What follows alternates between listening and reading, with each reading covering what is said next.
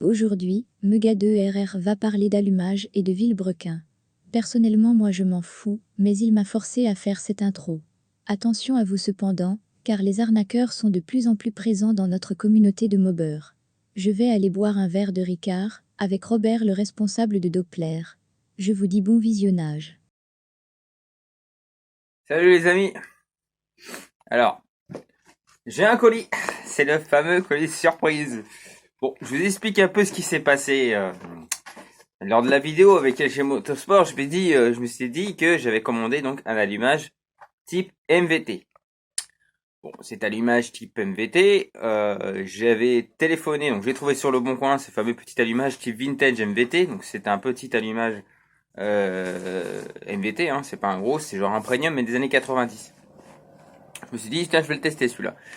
Bon, le gars sur le bon coin, au départ, super sympa, je précise, au départ, super sympa, et je l'appelle et tout, il me dit oui, voilà, j'avais que des MBK, donc mon allumage était sur MBK, etc., blablabla, blablabla. Je fais un virement le 13 octobre, hein. Aujourd'hui, on est le 4 novembre, je précise. Alors, qu'est-ce qui s'est passé réellement entre le 13 et le 4 novembre? Eh ben, je suis allé au commissariat de police pour porter plainte contre ce monsieur parce qu'au départ, je n'avais aucune nouvelle depuis le virement. Mais quand je dis aucune nouvelle, c'est aucune nouvelle. Donc, ce que j'ai fait, c'est qu'à 16h tapante le lundi, une fois que je suis sorti du commissariat, je lui envoie la photo de mon dépôt de plainte. Aucune réponse toujours à ce niveau-là, hein, que ce soit sur le bon coin ou machin. Et le soir, à 20h, ce qui est bizarre, parce que je l'appelle à 16h, à 20h, je reçois une notification comme quoi que j'ai un dépôt un colis qui aura été déposé au commissariat. Alors je précise quand même que mon dépôt de plainte, j'ai quand même attendu pas une semaine, hein, voire quasiment 2 semaines. J'ai attendu quasiment 2 semaines avant de porter plainte. Je précise. Jusqu'à présent, donc du 13 jusqu'à ces 2 semaines-là, j'avais aucune nouvelle de cette personne. Donc ce que j'ai fait, c'est que là, comme par hasard, ce que je dis, donc par email, je reçois donc une notification comme quoi que j'attends un colis. Ben, je m'attendais, je me dis, à tous les coups, c'est ce colis-là que j'attends. Mais je me dis que les petits escrocs, ils font des trucs. Donc les petits escrocs, qu'est-ce qu'ils font à votre avis? C'est qu'ils envoient des colis avec autre chose dedans pour faire une preuve d'envoi. Là, je secoue, à mon avis, c'est bien l'allumage que j'attends. Alors j'ai vraiment eu de la chance sur le coup. Je sais pas s'il a pris peur, le gars, quand je lui dis, là je l'ouvre en même temps, hein, on est bien le 4, et il est midi 20. Donc ce que je précise, c'est que j'ai quand même été obligé de le menacer à plusieurs reprises pour qu'il m'envoie le colis, hein. C'est un truc de fou quand même. Je vais bien être patient, etc. Je vais bien patienter si on me dit, voilà, bon, le colis, j'ai un problème d'imprimante ou autre chose. Je vous l'envoie, vous inquiétez pas. Voilà. Mais là, c'était pas le cas, j'avais aucune nouvelle. Bon, bah, j'ai une bonne surprise. Parce que là, sur le coup, je suis content. C'est que j'ai bien reçu, donc, cet allumage. Et je vais commencer par faire un petit big up à Nico. Nico, je sais que tu t'es fait avoir pour un allumage rotor interne motoplat. Mais sache qu'il faut porter plainte, ne te laisse pas faire, parce que maintenant c'est du pénal. Donc, je tenais à le dire.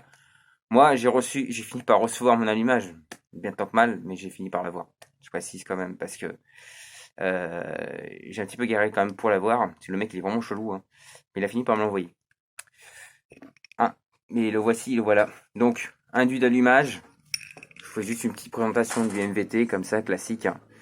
9 bobines. Hein. Et en conclusion de l'histoire, c'est que j'ai testé les bornes sont bonnes, hein, elles ont l'air d'être bonnes. Il y a quelques petits défauts par-ci par-là. Après, c'est un allumage qui a 20 ans. Hein. On est d'accord, il a 20 ans. Donc ça va à peu près. Ça, c'est le rotor. Le rotor à l'intérieur, c'est une merde totale. Alors, je vais vous faire voir. Je sais pas si on va bien voir. Ah bah voilà. Vous avez vu les aimants comme ils sont défoncés? Alors, sur 13 aimants, j'en ai 7 qui sont HS. Ça fait déjà pas mal quand même. 7 d'HS sur 13 ans. Alors, no panique. Hein, si vous avez un allumage comme ça, no panique. Vous avez les aimants qui sont pétés, no panique.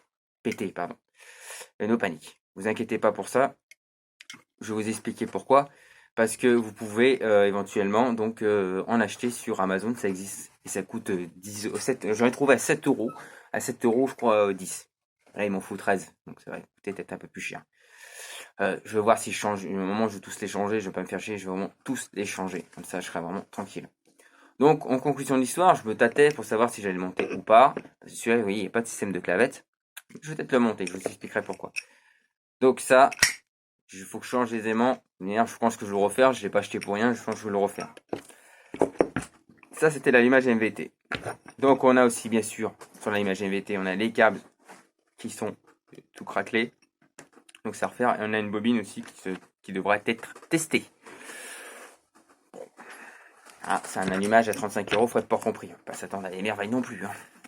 Mais après, il y a un deuxième allumage, les gars, que je vais vous montrer. Et c'est là où je me tâte vraiment à monter ça. C'est un induit d'allumage. Hein, c'est un induit d'allumage. À votre avis, c'est quoi comme induit, ça? C'est pas du Derby.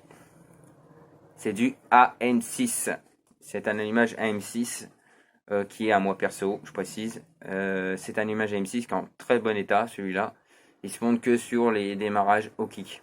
Hein, c'est un allumage AM6. Alors le souci, c'est que ça, il va y avoir un problème pour le monter. Même celui-là, je vais avoir un problème pour le monter. Il y en a qui vont forcément venir m'aider parce que là, je suis dans la merde. Le point de repère sur le stateur, je l'ai, il est là. Il est là, le point de repère, on le voit ici. Hein, il est là, votre point de repère. Mais alors là, excusez-moi, le point de repère, je sais pas si vous le voyez quelque part. Moi, je le vois nulle part. Hein. Il n'y a aucun point de repère, nulle part. Donc là, ce côté-là, je vais être un peu dans la merde. Donc là, je sais même pas comment je vais le monter, ce truc-là. Je sais pas du tout comment il se monte. Donc je sais pas où est. Ah, bah si, il est là mon point de repère. Bah ça y est, j'ai trouvé. Eh oui, j'ai trouvé mon point de repère. Il est là. C'est le point rouge, le fameux point rouge. Et bah vous voyez, comme quoi j'ai tout trouvé. J'ai trouvé donc le fameux point de repère. Et j'ai trouvé donc, le capteur, il est là. Donc ça, il faudra que je fasse une tirette rouge qui fasse le long pour l'adapter. Alors, à part s'il est ailleurs, la tirette. Mais je pense que ça doit être ça, le point de repère.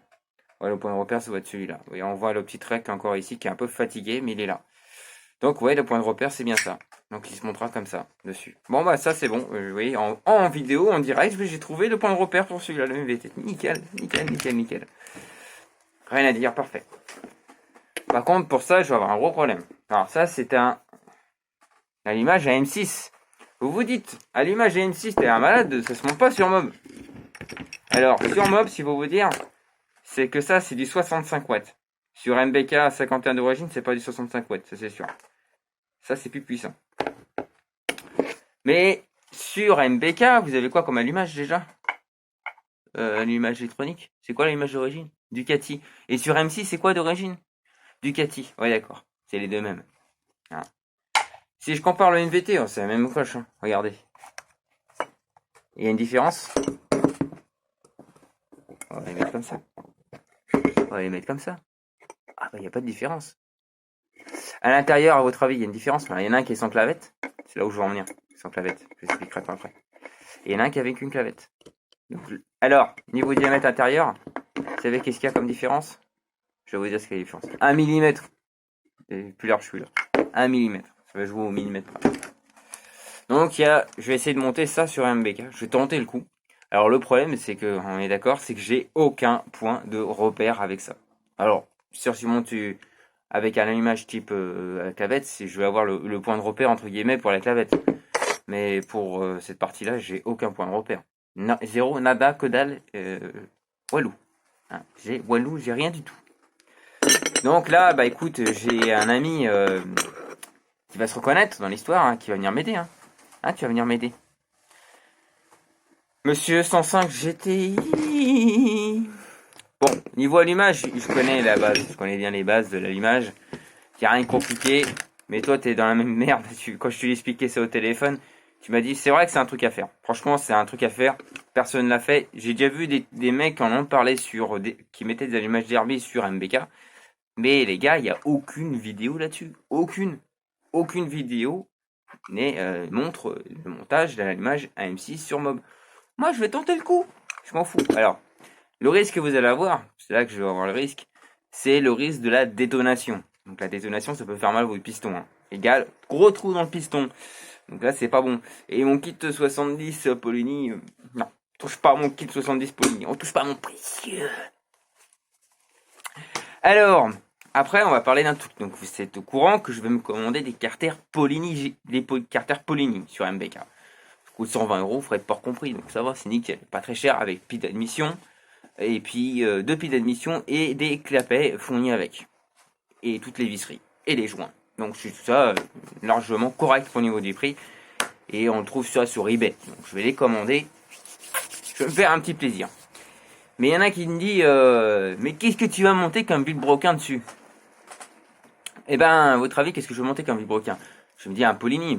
Polini, ça coûte les yeux de la tête, un Polini. Vous êtes malade ou quoi? Ça coûte 300 balles. Je croyais que j'ai de l'argent, moi. Non, j'ai pas d'argent, moi.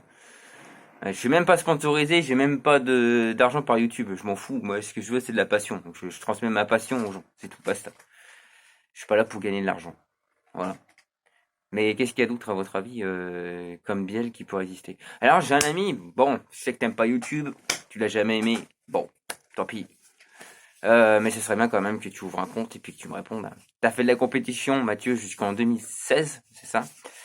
Et tu m'as dit quelque chose. J'ai une petite surprise pour toi que je vais te donner. Je te l'enverrai puisque maintenant il est dans le sud, hein, côté de Nice.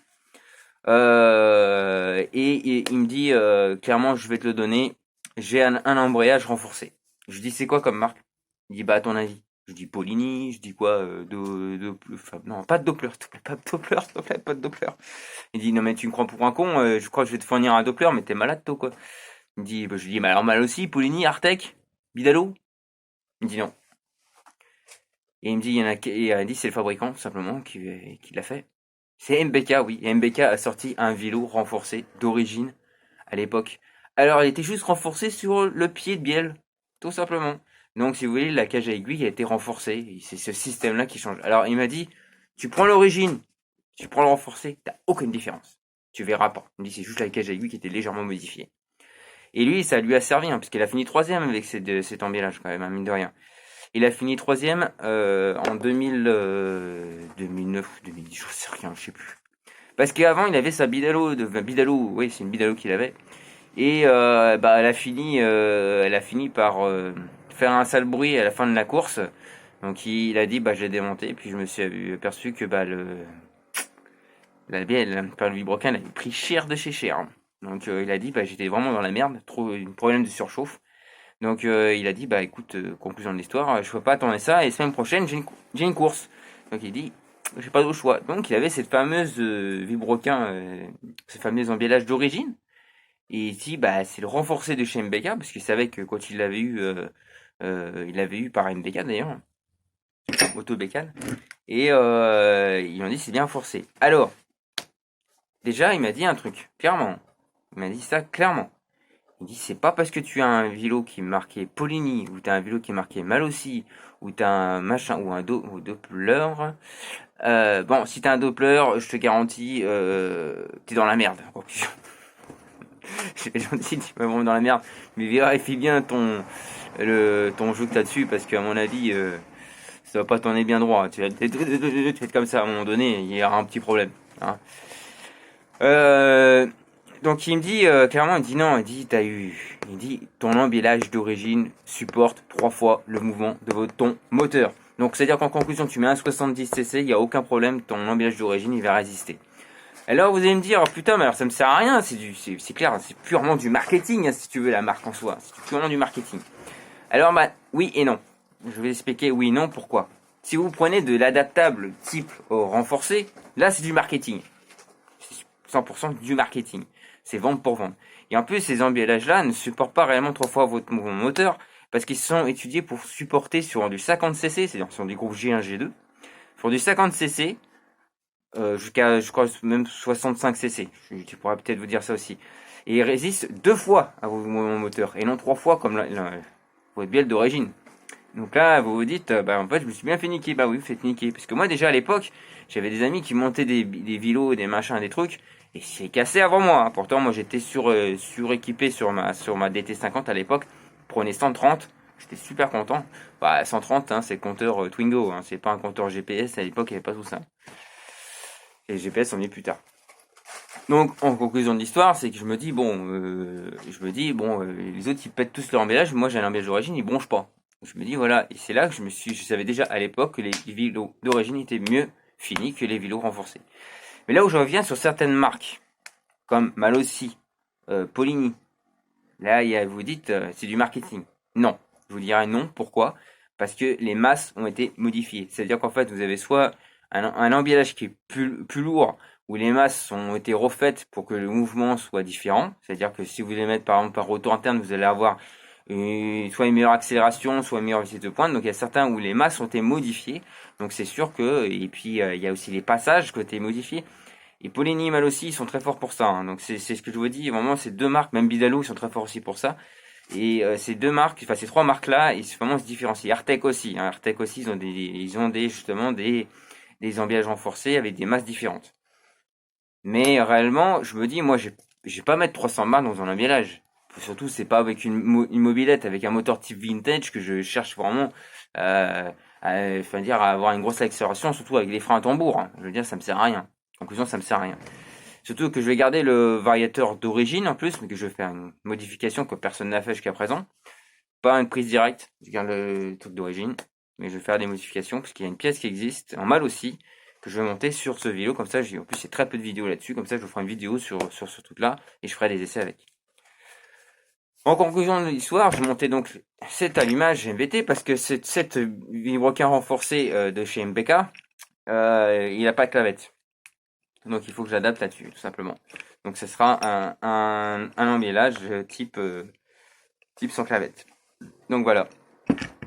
Donc je vais monter ça sur ma machine. Et puis je me dis un autre truc, je me dis bon, je vais monter ça, etc. Et puis après donc je vais monter mon kit, et puis je vais monter mon petit vario, puis je vais monter ma petite poulie Intec à la con en aluminium, parce que ça sert toujours mieux que de pleurs.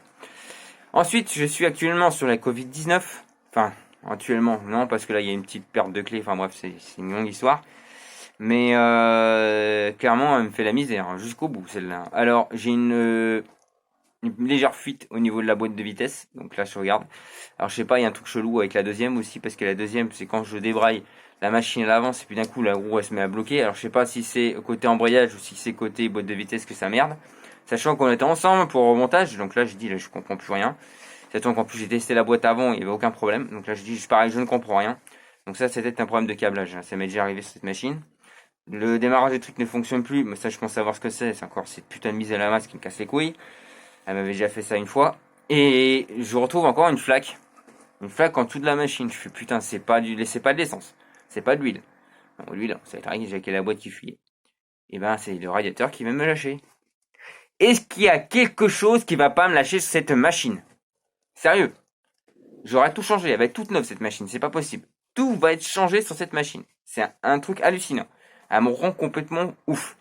Je vais faire une checklist, mais alors la checklist, elle va, je sais pas, elle va faire toute la terre entière, hein, ça continue comme ça. C'est un truc de malade.